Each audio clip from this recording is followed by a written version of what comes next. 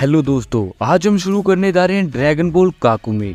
ये एक ऐसी फैनमेड मांगा है जो कि ओरिजिनल मांगा को भी टक्कर देती है। काकुमे की स्टोरी शुरू होती है टूर्नामेंट ऑफ पावर के बाद, जो गोकू और वेजिटा पहली बार ब्रोली से मिलते हैं। उनके बीच में काफी भयंकर फाइट होती है, लेकिन गोकू और वेजिटा फ्यूज होकर ब्रोली को हरा देते हैं और गोकू की काइंडनेस की वजह से अब उनका एक काफी ताकतवर दुश्मन उनका एक अच्छा दोस्त बन जाता है। और इन सब चीजों के बावजूद भी अर्थ पे काफी ज्यादा शांति होती है, पर पास्ट में लिया हुआ एक गलत फैसला पूरे फ्यूचर को बदल देने वाला था। एक बिना सोचा समझा फैसला कितनी बड़ी दिक्कत बन सकता है, ये किसी ने नहीं सोचा था। इसके बाद हमें यूनिवर्स 6 को दिखाया जाता है। लॉर्ड चांपा और वेडोस प्लेनेट सडाला पे आए होते हैं। कैलीफिला कुछ ज्यादा ही एक्साइटेड होती है। वो बोलती है, लॉर्ड चांपा मुझे अपनी कुछ टेक्निक सिखाइए। और तभी अचानक से लॉर्ड चांपा को कुछ महसूस होता है। वो हैरान होकर बोलता है, ये क्या है। कैलीफिला अभी भी उतनी एक्साइटेड होती है। वो बोलती है कि मुझे भी इतना ही पावरफुल बनना है कि मैं भी कुछ प्लैनेट्स को आसानी से तबाह कर सकूं। लेकिन तभी हर जगह भूकंप आना शुरू हो जाता है। सब लोग काफी हैरान हो जाते हैं, पर लॉर्ड चांपा और वेडोस जानते हैं कि ये क्या हो रहा है। कैलीफिला बोलती है कि क्या ये उन टेक्निक में से एक है जो आप मुझे सिखाने वाले हैं। लॉर्ड चांपा वेडोस को बोलता है कि इस यूनिवर्स में बीरस क्या कर रहा है। वेडोस बोलती है, मैं भी यही जानना चाहती हूँ। तभी कैलीफिला पीछे से बोलती है, अब गोकू से बदला लेने का समय नजदीक है खेल,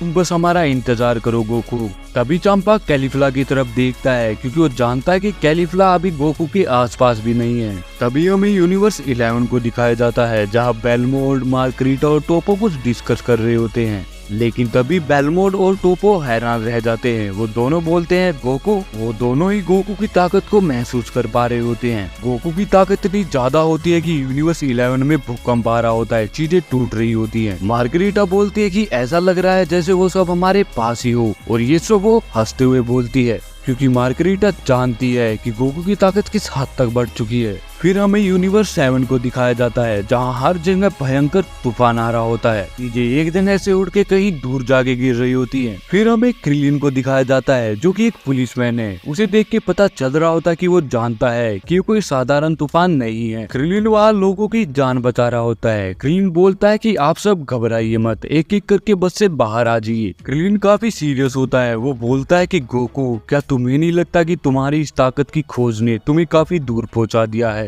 फिर हमें गोकू को दिखाया जाता है, जो कि अपनी अल्ट्रा इंस्टेंट फॉर्म में होता है, और बीरस को देख के पता चल रहा है कि वो काफी ज्यादा खुश है। हम सब बीरस को पहली बार इतनी ताकत यूज करते हुए देखते हैं, पर फिर भी वो अपनी पूरी ताकत के आसपास भी नहीं है। फिर हम बीरस के प्लेनेट पे आ जाते हैं, जहां हमें विश और ओरिकल फिश दिखाए जाते हैं। विश इस फाइट को काफी ज्यादा ध्यान से देख रहा होता है, और तभी विश के पास एक कॉल आती है। ये कॉल होती है सुप्रीम काय की। वो बोलते हैं कि ऐसे अचानक से कॉल करने के लिए मैं माफी चाहूंगा। इस समय हमारे यूनिवर्स बहुत ही बुरी तरीके से हिल रहा है। सन गोकू और लॉर्ड बीरस के ओरे का प्रेशर बहुत ही भयंकर हो चुका है। मैं आपसे जान सकता हूँ कि ये सब क्या चल रहा है। तभी विश हंसते हुए बोलता है, इस वक्त जो तुम देख रहे हो वो गोकू की ट्रेनिंग का फल है। फिर हम गोकू को देखते हैं, जो कि अपनी ताकत को देख के हैरान हो रहा होता है। और तभी हम बीरस का हाथ देखते हैं, जो कि कीब्लास्ट अटैक बना रहा होता है। और तभी बीरस गोकू पे कीब्लास्ट अटैक कर देता है, जिससे गोकू बड़ी मुश्किल से बच पाता है।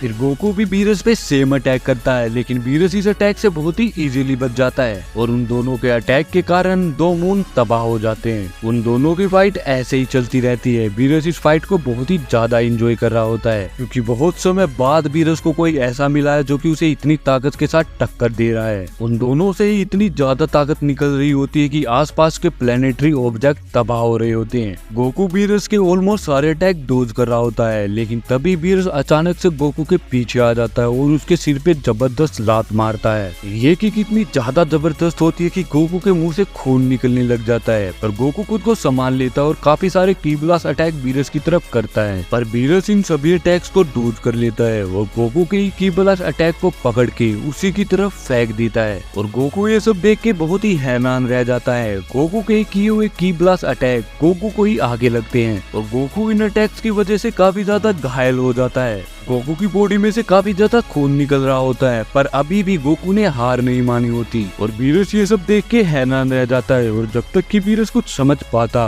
गोकू अचानक से बीरस के पीछे आ जाता है और एक बहुत ही पावरफुल कामेहामेहा बीम बना के बीरस को मार देता है। ये अटैक इतना ज्यादा पावरफुल होता है कि बीरस बहुत सारे प्लैनेट्स को टकरा के उनके आर पार निकल जाता है। बीरस को इस अटैक से काफी ज्यादा चोट आई होती है और उसकी बॉडी से खून निकल रहा होता है, पर बीरस अभी भी रुका नहीं होता। वो एक बहुत ही बड़े प्लैनेट से जाके टकराता है और उसके टुकड़े हो जाते हैं। पर गोकू ये जानता है कि बीरस को हराने के लिए काफी नहीं है, पर उसने कम से कम बीरस को थोड़ा तो मजा चखा ही दिया है। लेकिन तभी बीरस अचानक से गोकू के सामने आ जाता है और उसके चेहरे को बुरी तरीके से जकड़ लेता है। गोकू काफी ज्यादा घबराया हुआ होता है क्योंकि वो जानता है जो अगला अटैक गोकू पे होने वाला है उससे वो मर भी सकता है। और जैसे ही ये अटैक गोकू को लगना ही होता है कि गोकू समहाउ इस अटैक से बच जाता है। गोकू खुद को बचाने के लिए बीरस से दूर भागने की कोशिश करता है। बीरस बोलता है, सायन तुम मुझसे दूर क्यों भाग रहे हो, ये तुम्हें शोभा नहीं देता। और ऐसे ही लड़ते लड़ते वो दोनों एक प्लेनेट पे पहुंचते हैं। वो दोनों इतनी ताकत से लड़ रहे होते हैं कि उनकी बॉडी से बहुत ज्यादा एनर्जी का फोर्स निकल रहा होता है।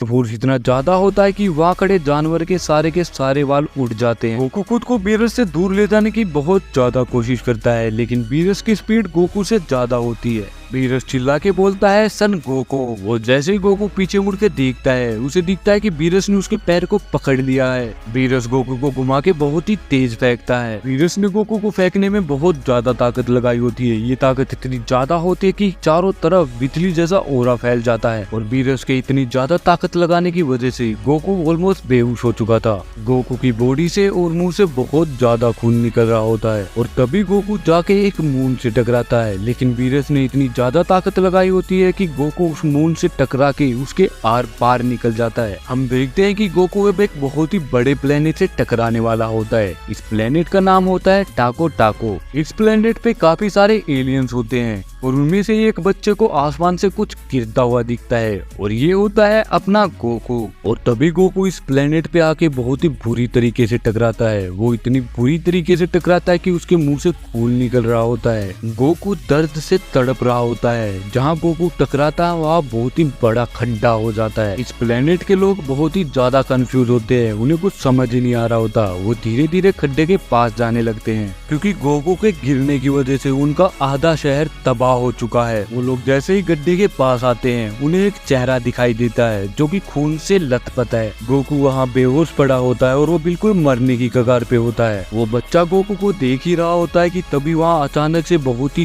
तेज रोशनी होती है और ये रोशनी आ रही होती है बीरस के नेक्स्ट अटैक से। बीरस एक बहुत ही बड़ी हाकाए बॉल को रेडी कर रहा होता है। बीरस अपनी इस हाकाए बॉल से उस प्लेनेट को तबाह करने वाला है। बीरस को बिल्कुल फर्क नहीं पड़ता कि उस प्लेनेट पे कोई रहता है या नहीं, पर बीरस का असली टारगेट है गोकू। बीरस को किसी भी तरीके से बस गोकू को हराना है। और फाइनली बीरस इस अटैक को गोकू की तरफ फेंक देता है, पर गोकू अभी भी बेहोश पड़ा है। तो गोकू इस अटैक से बच पाएगा या नहीं, वो हम देखेंगे अगले पार्ट में, जो कि जल्दी ही आने वाला है। और अगर तुम्हें हमारी वीडियो पसंद आई हो तो भाई प्लीज सब्सक्राइब करके जरूर जाना, क्योंकि बहुत ही ज्यादा मेहनत लगी इस वीडियो को बनाने में।